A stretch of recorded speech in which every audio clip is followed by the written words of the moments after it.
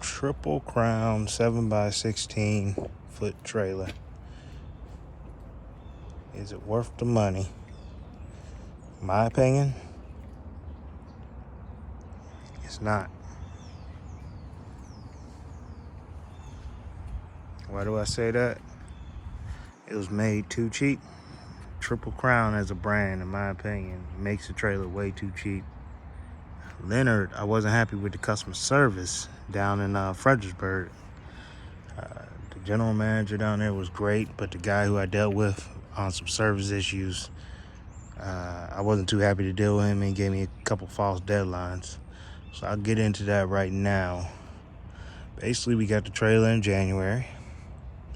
I noticed around May, these tires were already going bald. So I didn't think none of it. I thought it was from a lot of turning cul-de-sacs.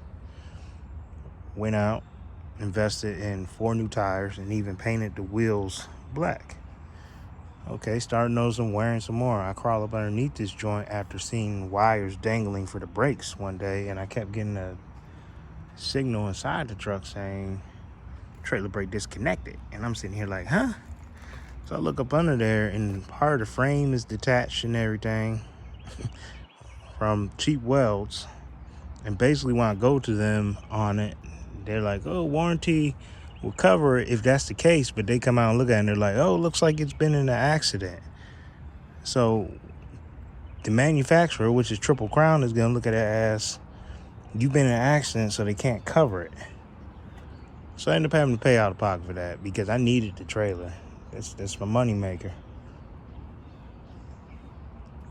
Here's the next problem, the deadlines.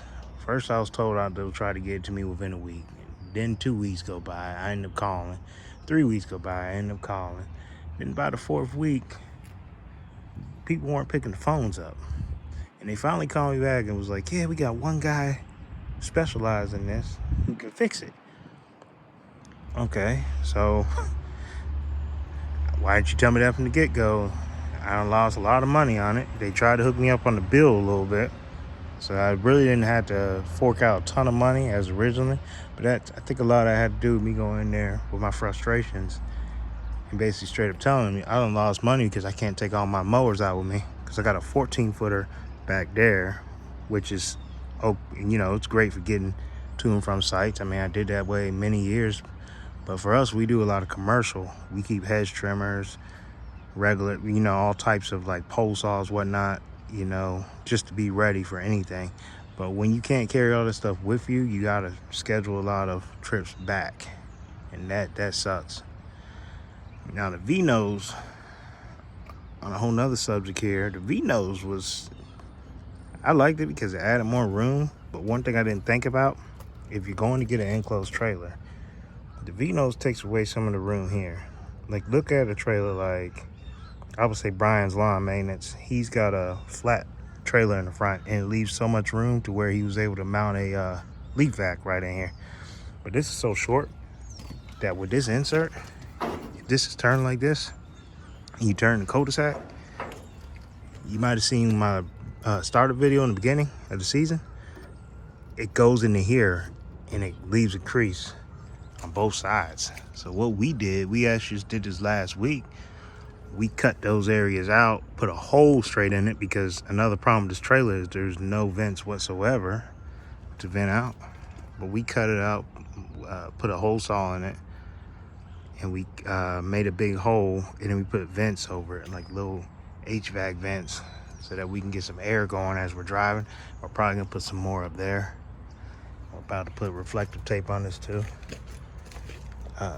We end up switching a jack out too. That's another problem we had. The jack they had was super cheap, to the point where the handle broke within like the 4th use. So we end up getting a power jack and installing it. This is the second set of tires on this thing, and they're all bald. So I'm gonna have to replace them. I'm probably gonna replace them in January with some heavy duty tires. I did put some lighting in the inside of this trailer. see if I can give you a quick view of the inside here.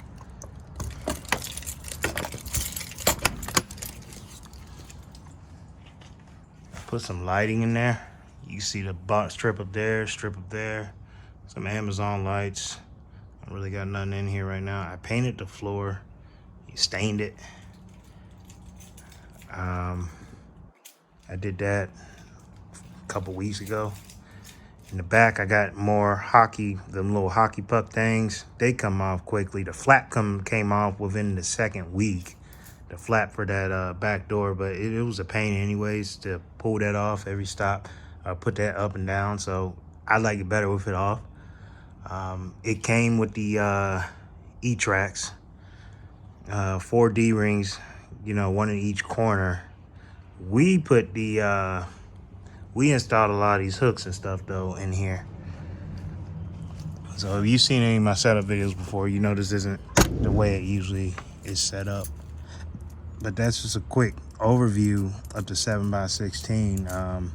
If you're looking at a trailer, you're a basic landscaper property maintenance guy like we are, honestly, my personal advice would be to at least get the 8-foot, get the 8.5 width, so you got more walking room. I know for me, I kind of wish I would have went 20-footer. 16-footer is nice. It's a nice size, but it's already hard to maneuver as it is.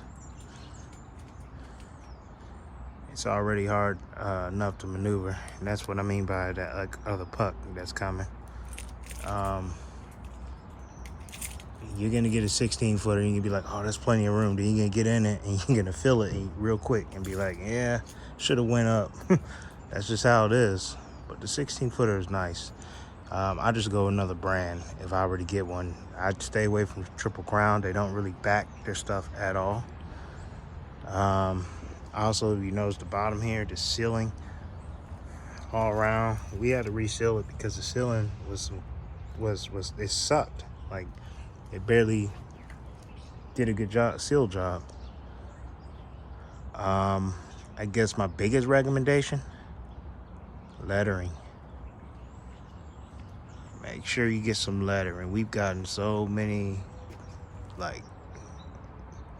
contacts just off of this lettering. People see it everywhere. And then you get the card deck thing from Amazon, less than $20. All right, thank you everyone. Have a blessed one.